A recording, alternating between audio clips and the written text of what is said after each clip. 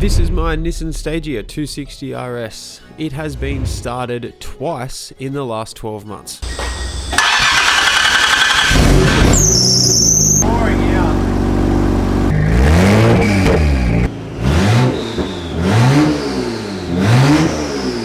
Since getting it back from the exhaust that everybody's favourite wizard Dean made for me, the first thing I did was rip the car back apart. Now this seems counterintuitive, but we are at the point in the build where stuff needs to actually start working. That means sensors, ECU, and in this particular case, a new drive-by-wire setup. This is a bolt-on kit that's been developed by Daytona Racing. It includes a factory RB26 throttle linkage, the tested and proven Bosch drive-by-wire motor, and a whole host of billet parts to make this kit a true bolt-on kit.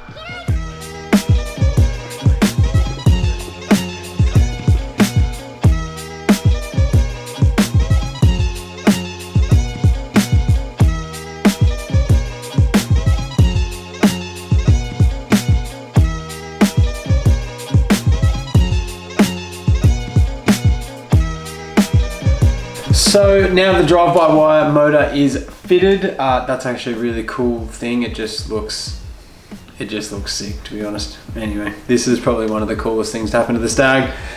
There is a little bit of prep work in the ITBs themselves. So I've just spent the last half an hour just dismantling them and just tearing down the ends of them.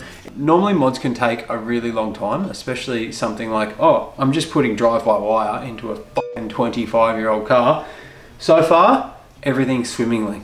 Perfect. That's nice. I'm actually really glad I didn't get too carried away here and I did read the instructions. You have to get your ITBs and actually turn them 180 degrees. So former cylinder 1 will be on cylinder 6, former cylinder 2 will be on cylinder 5, so on and so forth. The reason for that is if you have a Nismo or an OE intake manifold, you have to scallop out a tiny little bit from underneath the brace in between cylinder 2 and 3. Visually from the top, you can't even see it, but underneath, the actual drive-by-wire motor actuates by driving upwards to open. And so you just need to scallop a little bit out of the bottom to give that lever some room to move. So now we are going to set them up on the bench, make sure that they're doing their thing loosely, get them into the car, onto the side of the motor, again, make sure they're doing their thing loosely, and then go through, tighten all of the grub screws on the adjoining bracket. So there's the billet bracket that drives to the motor, and then there's just a simple billet stud, I'd call it, that joins cylinders 4 and 5. Tighten it all down, make sure it's all working again, back each bolt off one by one, Loctite it, put it back in, the next one, the next one, the next one. Getting exciting, let's go.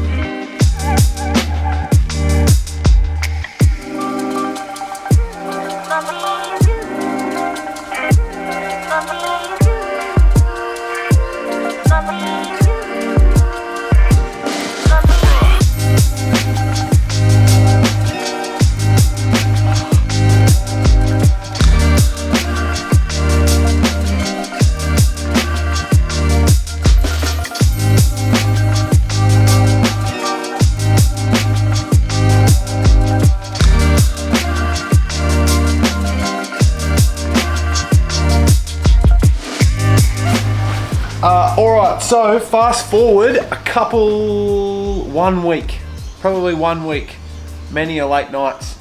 Haltech is now fully installed and there's some teething issues, but it's working. The drive-by-wire is now in and turned on. I think it's as simple as, at the moment so I've got nothing on the accelerator pedal.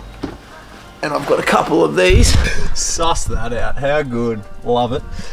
So we are connected to the ECU right now. We need to calibrate our pedal and calibrate the throttle body. I honestly believe it is as simple as going calibrate. So we calibrate the pedal. Ensure the accelerator is not depressed and click the calibrate button. Calibrate. Step 2, fully depress the accelerator pedal and press calibrate. Okay?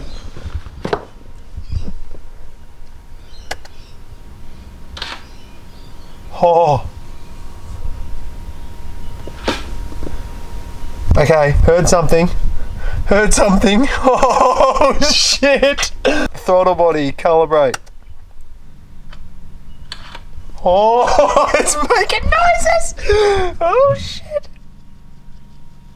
What's it doing? Oh look, our throttle position sensor's slowly coming down. That means out there it's... Oh, sick!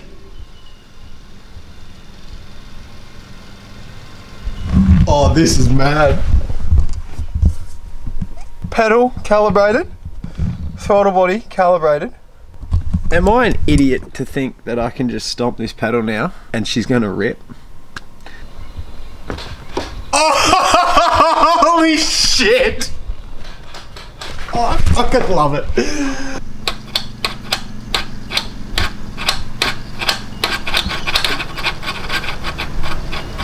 Oh my god, it's so good.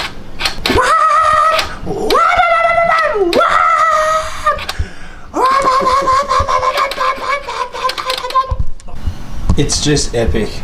I love everything about that. As far as installs goes, that's as silky as they get. Obviously, yeah, it sucks terminating an ECU, but that's totally like if you're doing a drive-by-wire conversion, you're already doing that. Pedal in. I used a 350Z pedal, bolted straight in. I'm gonna make a bracket to move about 20, I think it's about 22 millimeters to the right, just so it sits in the exact OEM location. Literally hit 2 buttons on the ECU, calibrate throttle body, calibrate pedal, flawless drive-by-wire. So good.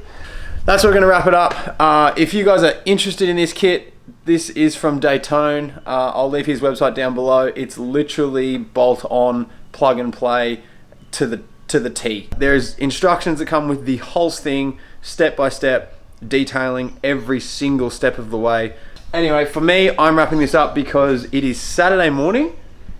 ECU is now in and sort of doing its thing. There's a few teething issues, but I'm ready to start this bitch. But for you guys, the whole ECU install and first start, second first start? It would be, it'll be the second first start. That'll be next episode. So anyway, let's go. I'm ready to fucking get this thing on the dyno. See us. Ever since you shut the door on everything we knew, you're too late for love, love, love, love, love, love, love,